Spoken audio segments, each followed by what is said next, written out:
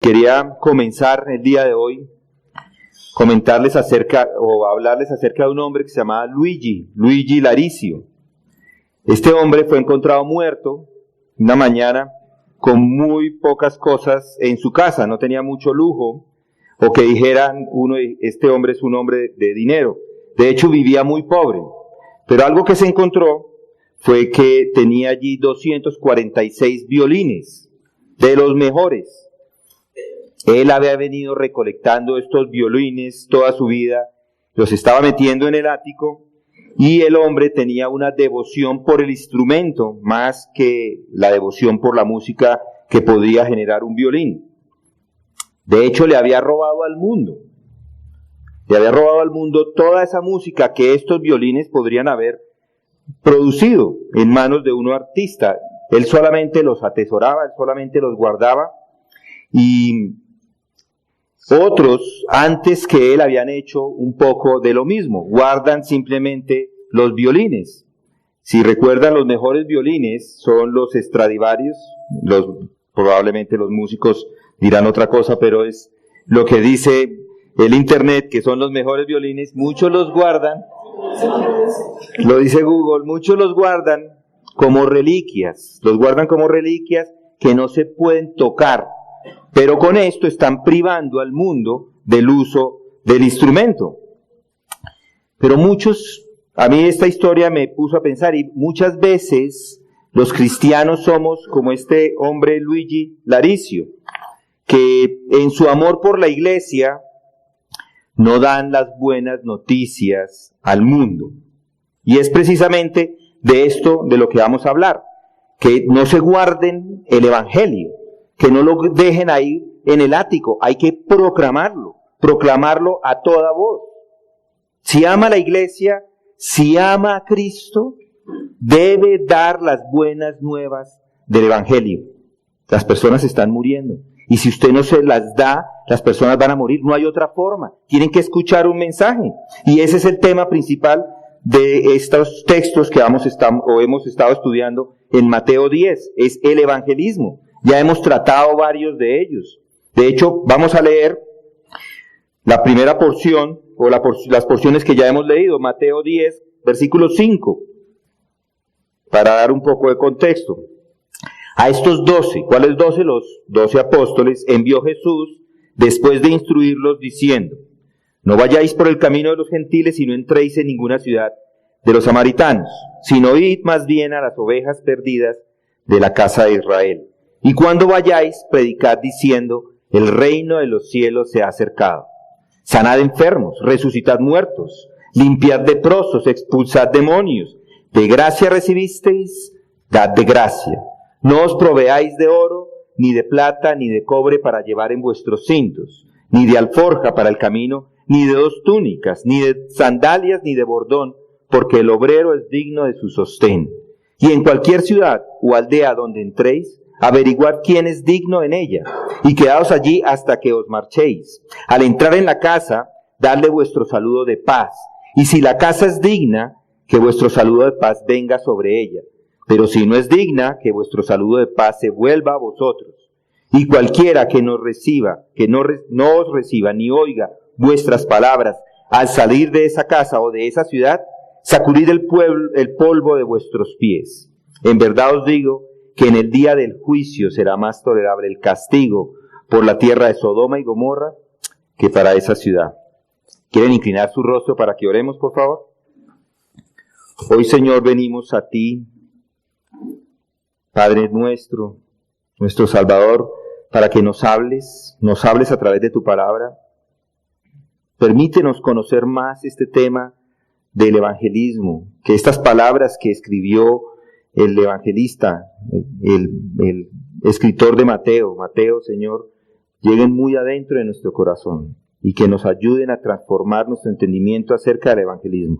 Ayúdanos por medio de esta predicación a conocerte mejor, de tal manera, Señor, que algún día, en el momento que estemos viéndote cara a cara, puedas decirnos: buen obrero y fiel. Gracias te damos, guíanos en este estudio, en el nombre de Cristo Jesús oramos. Amén. Y Entonces estamos aquí en esta sección que va hasta el 42, desde el versículo 5 hasta el 42, y está hablando de evangelismo, desde ahí hasta allá, y encontramos en esta sección 11 deberes que el creyente debe considerar al momento de hacer evangelismo. Lo que está sucediendo acá es que Jesucristo está preparando a sus discípulos, a sus apóstoles específicamente, para que vayan y hagan evangelismo. Está preparándolos, y encontramos aquí una lista de instrucciones que ellos deberían seguir, una lista de categorías que deberían seguir, o una lista de deberes, como le he puesto, deberes que deben hacer las personas al momento de hacer evangelismo. Estos deberes presentan la manera que se debe hacer evangelismo, un evangelismo personal que honre a Dios. Esa es la idea. Lo que encontramos acá principalmente o primordialmente está dirigido a los 12 apóstoles. Las últimas semanas estuvimos estudiando acerca de ellas y vimos varias aplicaciones, inclusive para nosotros. Está dirigiéndose a los apóstoles, pero hay aplicaciones para nosotros en nuestra vida. Hemos estudiado que para poder honrar a Dios en su evangelismo, necesita apegarse a unas instrucciones dadas. A estos 12, dice, a estos 12 Jesús envió después de instruirlos. ¿Recuerdan? Les está dando unas instrucciones a cosas que ellos tenían que hacer. Les dice en esas instrucciones: no vayáis por el camino de los gentiles, no entréis en ninguna ciudad de samaritanos, sino que dice: id más bien a las ovejas perdidas de la casa de Israel. Y cuando vayáis, predicad diciendo: el reino de los cielos se ha acercado. Lo primero que los apóstoles debían hacer era ir a hacer evangelismo, porque nadie va a venir. Nadie viene a ellos, nadie viene a escuchar la palabra, nadie dice: hoy lléveme porque estoy que me escucho. No funciona de esa forma, no funciona. Debe ir, y la palabra ahí es un imperativo, quiere decir que hay que ir. Un verbo en imperativo quiere decir que tiene que hacerlo. Hay una prohibición, ahí está dando la prohibición en términos de prioridad. En ese momento no debían ir a los gentiles, sino deberían ir solamente a los hijos de la casa de Israel. Los judíos estaban perdidos, como están perdidos todas las personas, pero en ese momento los apóstoles tenían una prioridad, y la prioridad era ir a los perdidos de la casa de Israel. Están siempre pensando, los apóstoles deberían estar siempre pensando en que esa era su tarea. Y para nosotros es lo mismo, es exactamente lo mismo. Siempre debemos estar pensando cómo es que debemos ir a hacer evangelismo. Ya supimos que los apóstoles se les dio esa tarea por un periodo específico de tiempo que duró hasta la ascensión de Cristo. Después de la ascensión de Cristo, ellos tenían todo el terreno para ir a predicar. Ellos ya podían ir a todos los lugares. De hecho, en Hechos encontramos esto. En los primeros capítulos de Hechos, ellos están solamente en Jerusalén. Apenas empieza la persecución, en Hechos 8, ellos salen por Samaria, y más adelante se van por todas las regiones. Esa era la idea, ir a predicar por todas partes, pero eso es una misión que se da después. Al principio, la misión era ir a predicar a los judíos. Los 12 tenían esa misión, ir a los judíos, y esa misión dura solamente hasta la muerte y ascensión y resurrección de Jesucristo, la resurrección y ascensión de Jesucristo. Después de ese momento se extiende, y ahora nos toca a nosotros. Ahora nosotros estamos de ese otro lado. Ahora estamos en misiones. Lo debemos ver de esa forma. Estamos en una misión, en misión de compartir el evangelio de Jesucristo. Entonces hay que ir a evangelizar. Y eso lo estudiamos la primera semana. Después, en la siguiente semana, estuvimos estudiando el mensaje a predicar para glorificar a Dios. En el evangelismo se debe predicar. No es un mensaje inventado. Los apóstoles no necesitaban inventarse ese mensaje. De hecho, el mensaje se los estaba dando Jesucristo. No es un mensaje que les parecía: me parece que es así que debemos decirlo. No, Jesucristo les da ese mensaje que deben dar, que van yendo, predicando, diciendo: el reino de los cielos se ha acercado. Ese es el mandamiento, predicar ese mensaje. Y le recuerda de esa importancia. Pablo inclusive nos lo dice. Jesucristo lo dice, Pablo lo dice, que hay que predicar un mensaje porque de otra forma no hay salvación. Pablo lo dice en Romanos 10, dice, ¿cómo pues invocarán a aquel en quien no han creído? Es imposible. Es imposible hablarle a Dios cuando ni siquiera ha creído en Dios. ¿Y cómo creerán en aquel en quien no han oído? Por eso hay que ir y llevar el mensaje. ¿Y cómo irán sin saber, sin haber quien les predique? ¿Cómo? Es imposible. ¿Y cómo predicarán si no son enviados? Mis amados hermanos, es mediante el Evangelio. Es mediante el Evangelio, mediante esas buenas noticias, que el Espíritu de Dios abre el entendimiento de una persona que es incrédula, para que entonces ese pecador venga de rodillas a pedirle perdón a nuestro Señor Jesucristo por sus pecados, para que venga por gracia a Dios en arrepentimiento y Él le salve. Esa es la idea. Entonces, ¿qué necesita hacer? Usted necesita predicar el Evangelio. No hay otra forma.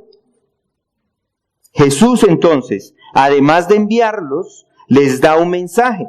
Les dice, ahora deben predicar el Evangelio, ir y dar un mensaje. No es un mensaje humanitario ni nada de esto, es un mensaje.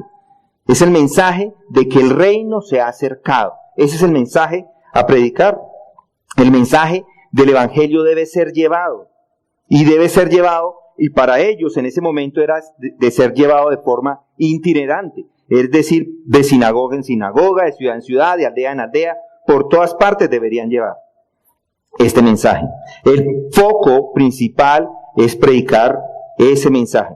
No es simplemente ayudar o sanar o levantar muertos o sacar demonios, es predicar el mensaje del Evangelio. Por supuesto que ellos podían ayudar a las personas en el camino, por supuesto, sanar enfermos, levantar muertos, pero el propósito principal era que dieran ese mensaje del Evangelio. Nadie puede ser salvo, ni en ese entonces, ni hoy, ni nunca puede ser salvo si no escucha ese mensaje. Nadie, a menos que escuche las buenas noticias y crea. Entonces, por más que yo me comporte bien, por más que haga lo que haga, que yo ayude, lleve el agua, haga lo que haga, si yo no doy el mensaje, no estoy haciendo la obra del ministerio cristiano. Hay que dar ese mensaje, tiene que salir de la boca. Una persona, para poder creer, necesita escuchar acerca de Cristo. Para poder confesarlo, necesita saber quién es Él. Y debe saber que el Señor es su todo. Debe saber que hay un compromiso completo, total. Uno debe entregar su vida total. Eso lo deben saber las personas. Que hay un precio y el precio es todo. Para aceptar la verdad de Dios. No es solamente, yo creo en Dios. No es yo creo en Dios. Es que yo entrego mi vida a Cristo en la totalidad.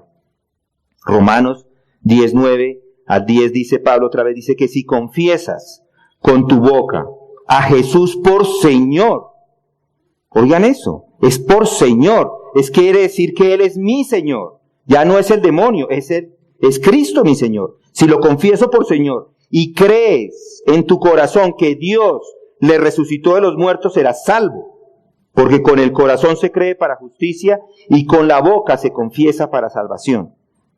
Así es, así era en ese entonces para los judíos. Cuando Pablo está dando estas palabras, les está hablando a los judíos. 9, 10 y 11, esos capítulos en Romanos les está hablando a los judíos. Deberían ellos confesar a Cristo, como nosotros igual debemos confesar a Cristo hoy para poder ser salvos. De nada les servía a estos hombres la raza judía. Ellos pensaban que por ser judíos la tenían ganada, pero no, ni siquiera ellos, es solo por fe. Ya eso fue lo que estudiamos, hasta ahí llegamos. Ahora tenemos otros 2 deberes, y si nos da el tiempo, vamos a tener 3 deberes. Por ahora 2, que vamos a la fija, 2. Entonces primero debe ir, luego debe concentrarse en predicar el evangelio. Entonces ese es el segundo deber. El tercer deber es que debe evangelizar sin cobrar. El cuarto deber es que debe confiar en el Señor, que el Señor va a satisfacer sus necesidades personales. Y el quinto deber es que debe identificar a aquellos que quieren escuchar el evangelio. Pero empecemos despacito, hagamos el tercero primero. Debe evangelizar sin cobrar.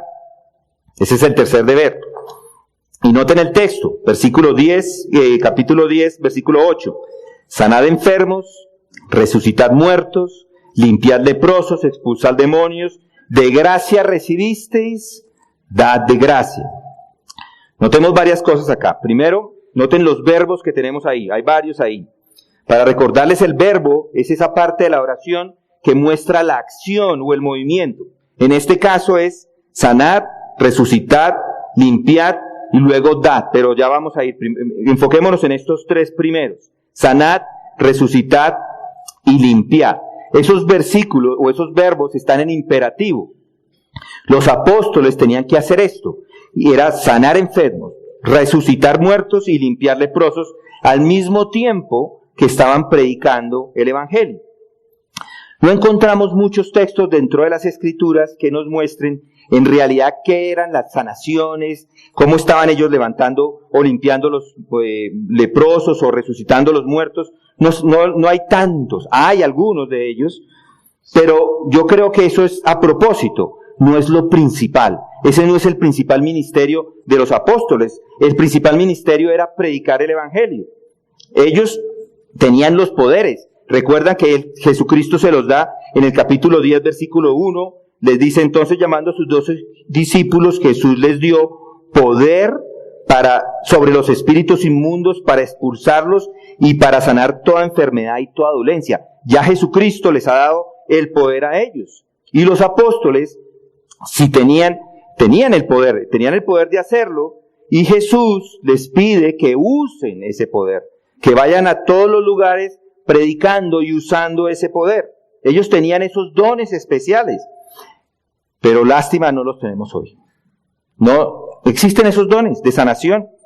Ellos podían sanar a esas personas, levantar muertos, pero esos dones no están presentes hoy. Porque si estuvieran presentes, ¿cómo serían las colas de personas yendo a las sanaciones? Piensen en los dones que recibieron los apóstoles. Pónganse un momento en las sandalias de los apóstoles. Si usted fuera uno de ellos y usted recibe esos dones, muchos probablemente de ustedes con ese poder podían estar pensando en poner una oficina de sanaciones de aquí para allá, una cola. Con eso se acabaría el negocio de la medicina. Con ese poder se acabaron las EPS. Solo tendría que pasar por la oficina. No serían necesarios más las prepagadas, no más cupones, ni esperar la cita del especialista que a veces toma meses. Solo se necesitarían pasar por su oficina y serían sanados. Pero noten varias cosas. En el original, como en el español, aquí no tiene el artículo, debería tenerlo, uno esperaría el artículo normalmente en esta construcción del griego, pero no lo tienen, no dice sanar los enfermos o limpiar los leprosos, ni echar fuera los demonios, no tiene ese los. Sanar enfermos, resucitar muertos, limpiar leprosos, expulsar demonios. Si tuviera ese los, si ese los estuviera presente, entonces la misión de ellos era sanar a todas las personas, sanar a todos los que encontraran con enfermedades, levantar a todos los muertos y sacar a todos los demonios. Pero no es así, no lo dice el texto. Y el hecho de que lo dejen por fuera nos aclara que ellos tenían que hacer estas actividades de sanar, levantar y sacar demonios al momento que iban predicando. Era a las personas a las que les predicaban, a las que se les practicaba estas sanaciones y estos, no podían predicarle a un muerto, seguro, no le iban a preguntar. Pero los milagros, las sanaciones, no eran para ser usadas como como una oficina de ventas. Eran las credenciales que ellos tenían y que les demostraban que eran los discípulos de Jesucristo y que habían sido enviados por Él. Con esto no estoy diciendo que no había algo de misericordia del mismo Dios a todas las personas. Yo creo que había misericordia. Por supuesto, cuando ellos están sanando, cuando ellos están levantando a los muertos y sacando a demonios, Jesucristo y a través de ellos está mostrando misericordia por las personas. Pero la idea principal era llamar a la atención. Ese es el propósito del milagro, que las personas fueran y viendo lo que estaba sucediendo con los apóstoles, escucharan el mensaje. Los eventos, por ejemplo, que tenemos en junio en nuestra iglesia, siguen este patrón. ¿Por qué se los digo? Porque estamos invitando a los niños, a todos los niños. Estamos invitando a todos los niños, inclusive si quieren los niños del barrio, al lado, los vecinos, los estamos invitando. Estamos invitando a los adultos también a que vengan a escuchar o hablar en inglés. ¿Qué estamos logrando con esto? No es que les vamos a entretener los hijos para toda la vida, ni vamos a enseñarles inglés para siempre. La idea es que vengan con sus hijos, ellos están acá, los entretenemos, les hacemos unas actividades súper especiales, le hacemos actividades a las personas para que escuchen inglés y escuchen con gente nativa inglés. ¿Con qué propósito? Les damos otra vez el Evangelio, hablamos de las cosas de Cristo, hablamos de Dios. No es simplemente dar inglés por inglés o cuidar niños por cuidar niños. Todo tiene un propósito. El propósito es dar un mensaje, y el mensaje es el mensaje del Evangelio. Enseñarles a las personas ese mensaje, dar a Cristo. Y eso era lo que estaban haciendo en ese momento los apóstoles. Ellos tenían las dones para llamar la atención y de esa forma poderles dar después el mensaje. Claro que con amor estaban haciendo esto los apóstoles, y lo mismo hacemos nosotros, con amor, con misericordia por las personas, con cuidado especial, y eso era lo que estaban haciendo los apóstoles. Ellos estaban cuidando especialmente a las personas. Con esto ellos estaban mostrando esa gracia divina, esa bondad divina sobre todo el mundo. Dios mostraba a través de estos apóstoles su poder. Ellos eran sus emisarios. ¿Recuerdan apóstoles? La palabra apóstoles, ¿qué significa? Enviados, es enviados. Los apóstoles eran enviados y eran enviados a dar esa palabra. Mostraban al mismo tiempo que la daban compasión por las personas, pero esa compasión es a nivel temporal. No es una compasión permanente. Lo que estaba haciendo aquí Jesucristo, dándoles el poder a estos apóstoles, es que las personas que recibían esa sanación estaban recibiendo una probadita. Les estaban mostrando una probadita de lo que era el reino de Dios. Una probadita de lo que ellos estaban predicando. Les estaba mostrando cómo podía sanar, cómo al final de los tiempos todo el mundo va a estar sano. No van a haber más enfermedades. Y recuerden, no vamos a ir allí, pero recuerden, y ya lo vimos, que en el capítulo 8, cuando los apóstoles estaban haciendo esas sanaciones, cuando estaban desplegando esa capacidad de sanar, se limitó solamente a ellos o a aquellos que eran cercanos a ellos. Esto de las sanaciones no es algo que tenemos hoy en día. Era una actividad que solamente ellos hacían y debían seguir haciendo sin parar. Y lo mejor de todo, de pronto alguno diría lo peor, cobrar. No podían cobrar, tenían que hacerlo sin cobrar. De gracia recibiste, dad de gracia. Cristo les había dado la salvación como una expresión de gracia. Los apóstoles habían recibido ese favor de Dios, ese favor inmerecido de la salvación, y debían darlo de la misma forma, sin cobrar. Algunos de ustedes de pronto se quedaron pensando con el tema de las sanaciones, que para el sostenimiento de la oficina podían cobrar un poquito para mantener la oficina, ¿no? La luz hay que pagarla.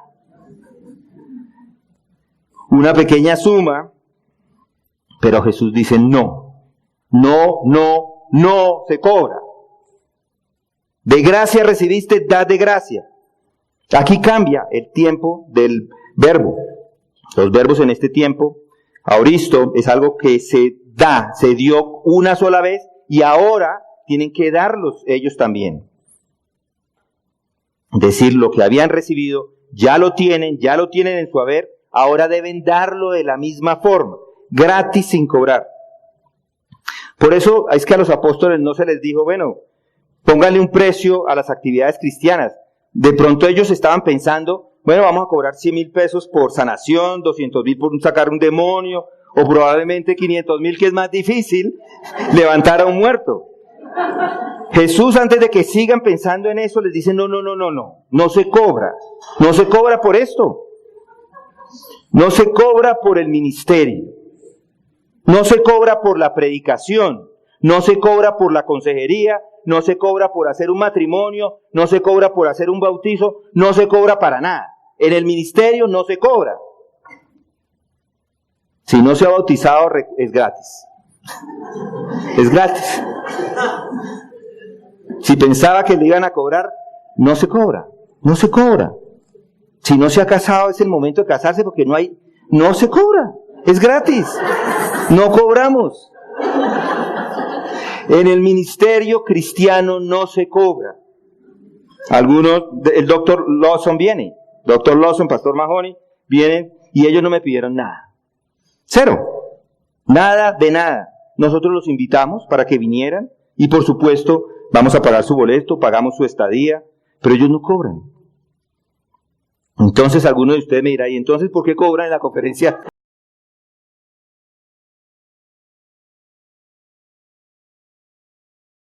Nosotros cobramos porque vamos a alimentarles, y a mí sí me cobran, a mí me cobran la comida y hay que dar la comida.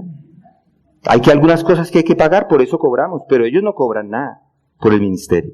Ellos podían venir sin nada.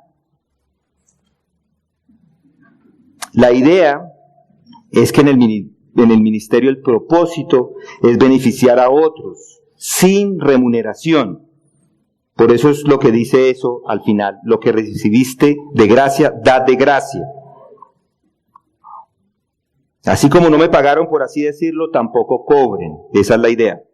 Primera instancia, esto puede tener un poco de una contradicción aparente. Miren lo que dice en el versículo 10. Al final, porque el obrero es digno de su sostén. Ya lo veremos en un momento. Lo primero que quiero que quede en mente es que para ejercer el ministerio cristiano no se cobra. Y vamos a ver el siguiente punto, el cuarto deber. Debe confiar en que el Señor va a satisfacer sus necesidades personales. Miren lo que dice el texto, Mateo 10, versículo 9. No os proveáis de oro, ni de plata, ni de cobre para llevar en vuestros cintos, ni de alforja para el camino, ni de 2 túnicas, ni de sandalias, ni de bordón, porque el obrero es digno de su sostén. Jesús les dice, no os proveáis. Miren el texto, no os proveáis. ¿Qué quiere decir esto? En el original quiere decir tomar posesión de, procurar para uno mismo, adquirir o obtener. No quiere decir que se deshicieran de las cosas que ellos ya tenían. Esa no es la idea. La idea acá de este verbo y de estos versículos es que no necesitan hacer una preparación previa para lo que iban a hacer, para esa misión, para ese viaje. Pueden salir con lo que tienen, con lo que ya tenían. Los viajes en ese momento son como los viajes hoy. Hay que hacer una preparación, necesitan una preparación. Ellos alistaban las cosas para salir, que son lo que ahí nos mencionan, el alforja, las túnicas y sandalias y el bordón y todo esto. Hoy probablemente están alistando el cargador del celular, el cepillo de dientes, la billetera con dinero en efectivo, los documentos de identidad. Eso es lo que uno alista para salir de viaje. Ellos estaban haciéndolo de la misma forma, se preparaban, pero Jesús les dice, no adquieran, no obtengan estas cosas para el viaje.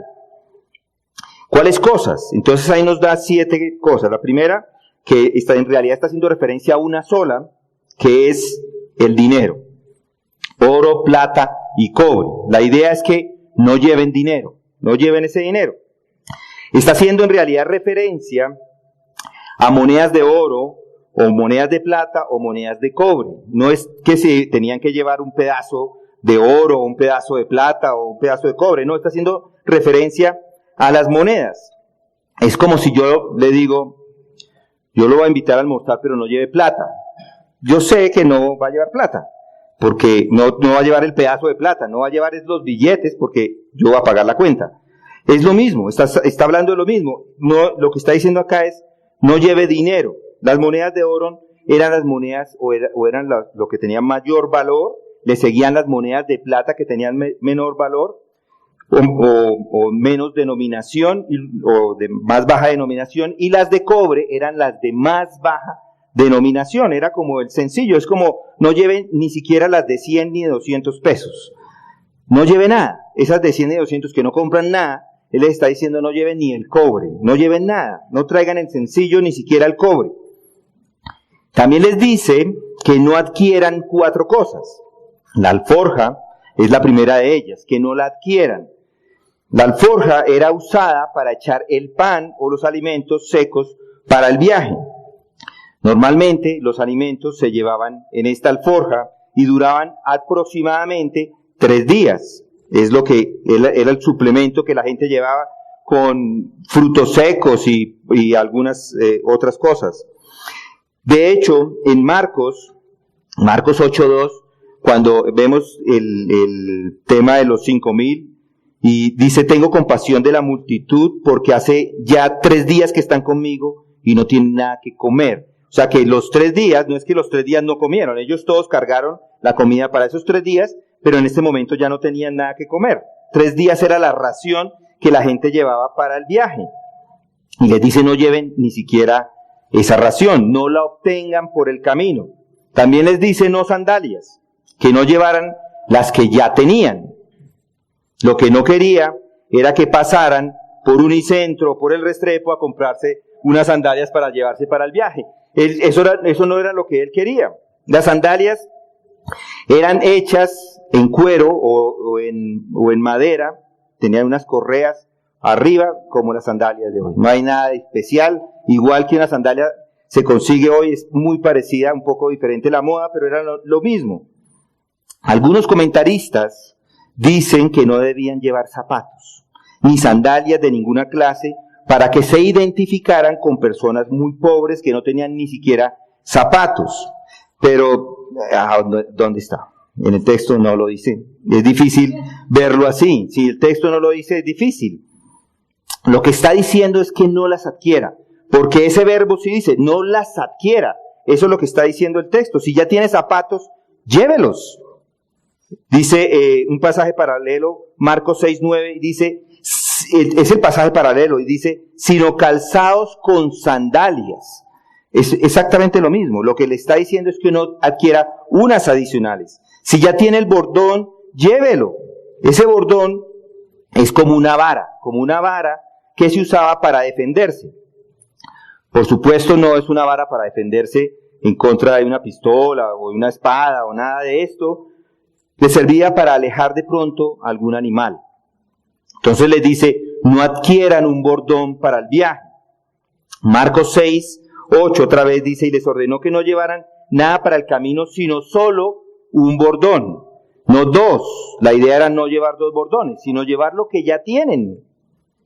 No llevaran nada extra, que no salieran de compras para nada, porque todo iba a ser proveído. Y luego les dice, si tienen 2 túnicas, lleven solo una. Normalmente esas túnicas se llevaban para el frío. En realidad es el vestido que se ponían debajo, como la ropa interior, como una camiseta larga, y les está diciendo no lleven 2, sino lleven una solamente. En el mismo evento, si ya lo han notado, es el mismo evento y lo vemos en Marcos, lo pueden leer en Lucas, el mismo evento, lo mismo está sucediendo en los 3 sinópticos. Y les dice que se calcen, que lleven el bordón, pero que no pasen por el centro comercial a comprar nada, a apoderarse de estos elementos para el viaje. Además es la misma instrucción, así como se las dio a los 12 apóstoles, es la misma instrucción que les dio a los 70. En Lucas 9:35 les dice, no lleven las mismas cosas. Dice, no llevéis bolsa, ni alforja, ni sandalias, y a nadie saludéis por el camino. Es la misma instrucción. La idea es que confiaran. Para los apóstoles la idea era que confiaran en que Jesús iba a proveerlo todo. Con esto les está diciendo, no se preocupen en llevar nada que yo pago. Yo lo tengo cubierto. En inglés dirían eso on me. Hoy está cubierto, todo está cubierto. Y los apóstoles deberían confiar. De hecho, ellos confiaron y se fueron sin nada. Porque más adelante, antes de enviarles de nuevo a otro viaje misionero, Jesús les trae a la memoria esta misión. En Lucas 22:35 dice, y les dijo, cuando os envié sin bolsa, ni alforja, ni sandalias, ¿acaso os faltó algo? Y ellos contestaron, no, nada. No les faltó nada. Él proveyó todo. En este momento, él está hablando, Lucas está hablando del evento de Mateo 10 y de Lucas 9:35, que es el paralelo. Les mandó al ministerio y no les faltó nada. Jesús, en este momento, les está enviando al ministerio a evangelizar y al mismo tiempo les está enseñando. ¿Qué les está enseñando? Que pueden confiar en Él. Ese es el principio, que pueden confiar en que Él va a mantener todas sus necesidades, Él va a suplir de todo. Jesús quería que los apóstoles entendieran y les quedara claro que podían confiar en el Señor.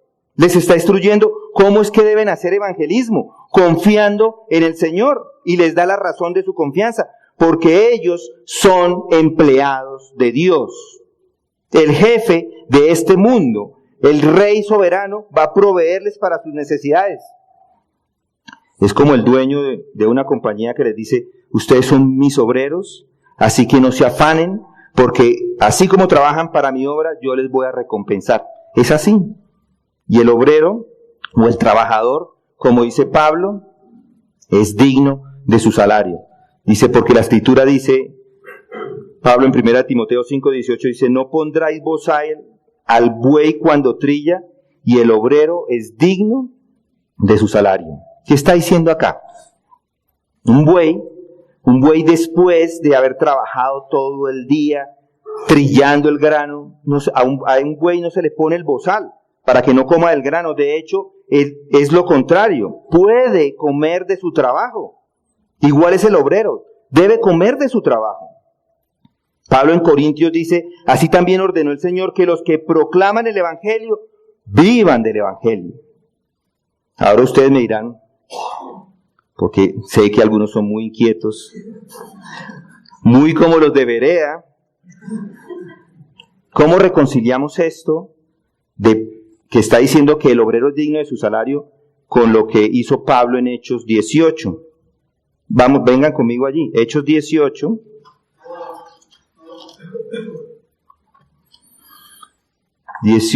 Versículo 1. Después de esto, ya están ahí, Hechos 18. Pablo salió de Atenas y fue a Corinto. Y se encontró con un judío que se llamaba Aquila, natural del Ponto, quien acababa de llegar de Italia con Priscila su mujer, pues Claudio había ordenado a todos los judíos que salieran de Roma. Fue a ellos, y como él era del mismo oficio, se quedó con ellos y trabajaban juntos, pues el oficio de ellos era hacer tiendas. Y discutía en la sinagoga todos los días de reposo y trataba de persuadir a judíos y a griegos. ¿Sí notan qué está haciendo Pablo? Está haciendo tiendas. La idea de hacer tiendas tiene relación a trabajar o a un trabajo secular. Entonces, al mismo tiempo que estaba trabajando de una forma secular, estaba haciendo ministerio. Además, noten 2 de Tesalonicenses. Vamos a 2 de Tesalonicenses 3.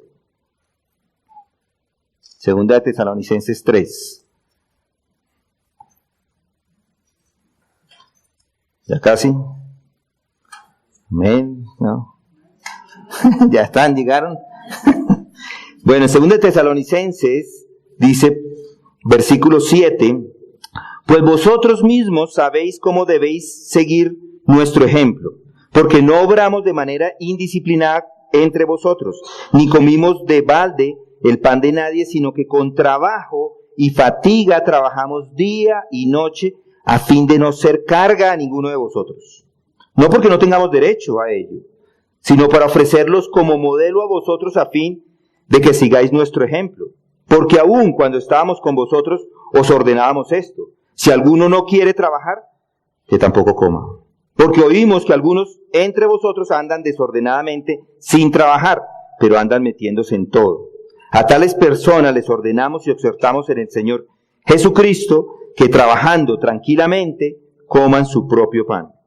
Entonces, ¿cómo reconciliamos esto? Lo que yo les propongo es que existe la posibilidad para un obrero, para un anciano, de trabajar en el mundo secular y en el ministerio sin cobrarle a la iglesia.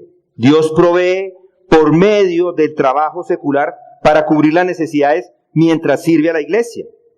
O también el obrero que está trabajando en la iglesia puede sostenerse por medio de las ofrendas que la iglesia le da. Entonces, un obrero puede trabajar solo para la iglesia y ella encargarse de su sustento, o un obrero puede trabajar en un trabajo secular y obtener el dinero de allí para sostenerse de ello y seguir sirviendo en la iglesia. No hay ninguna obligación, en ningún sentido. Puede o vivir de la iglesia o puede sostenerse por sí solo para no ser una carga para la iglesia. Yo les cuento un poco nuestro caso con mi esposa. Nosotros llegamos acá como misioneros, soportados por varias iglesias. 7 iglesias se unieron en Estados Unidos y algunas otras personas se unieron de forma independiente y cada mes ponen un dinero en la cuenta para que nosotros podamos vivir acá. Estos últimos 2 años y medio hemos vivido de lo que ellos nos mandan. Hemos sido soportados, por así decirlo, de las iglesias en Estados Unidos y en Canadá. Sin embargo, recientemente murió una de las personas que nos ayudaba, que nos ofrendaba, y 2 de las iglesias decidieron cortar o los envíos o reducirlos. Y esto es normal en las misiones. Es por eso que en las misiones uno hace un ahorro o le obligan a uno a hacer un ahorro mes a mes, porque cada cierto tiempo los misioneros se tienen que regresar a recoger más dinero, a recoger el dinero que necesitan para completar su sostenimiento. Entonces yo les dije a los hermanos acá de Comunidad de Gracia, les dije que tengo que irme porque hay un faltante y necesitamos ir a recogerlo. Y los hermanos acá dijeron, no se va, nosotros como iglesia vamos a proveer ese faltante. Y yo les digo, yo se los agradezco, es una bendición para mí. Yo sé que también es una bendición para la iglesia porque empiezan a soportar a sus pastores, empiezan a hacerlo. Y yo creo que las escrituras afirman con claridad esto, que se puede hacer de las 2 formas o una mezcla entre los 2. Dios provee por medio de la iglesia, como lo ha hecho con nosotros y continúa haciéndolo con nosotros. Y yo les digo también que lo tengan presente, no es un salario. La iglesia no paga a sus ministros, por el contrario, la iglesia provee los recursos de tal manera que los ministros pueden servir con libertad. Eso no lo dije yo, lo dijo D.A. Carson. Esa es la manera, para poder servir. Y además Dios puede proveer por medio de un trabajo secular. La provisión puede venir del trabajo secular y es lo más normal, no hay nada raro, no hay nada extraño de que venga de ahí. Dios provee para las necesidades de las personas. Un hermano un día se me acercó y me dijo que quería dedicarse al ministerio de tiempo completo hace ya un tiempo. Y él tenía un trabajo muy bueno en ese momento, muy bien remunerado, y ya llevaba varios años allí en esta empresa, lo apreciaban muchísimo, y él me dijo que quería seguir el trabajo del ministerio, dejar su trabajo secular, y que Dios proveería. Y es cierto, Dios va a proveer, de hecho está proveyendo en ese momento por medio del trabajo, le va a proveer siempre. Con su trabajo secular, Dios le está proveyendo, y su salario además de que es una bendición para él, es una bendición para la iglesia, porque también está ayudando a la iglesia. Yo le dije, bueno, yo creo que lo mejor es que se quede, esa fue mi recomendación, y es para él y para todas las personas, es que se queden en el trabajo, en los trabajos seculares, a menos que Dios cambie las circunstancias.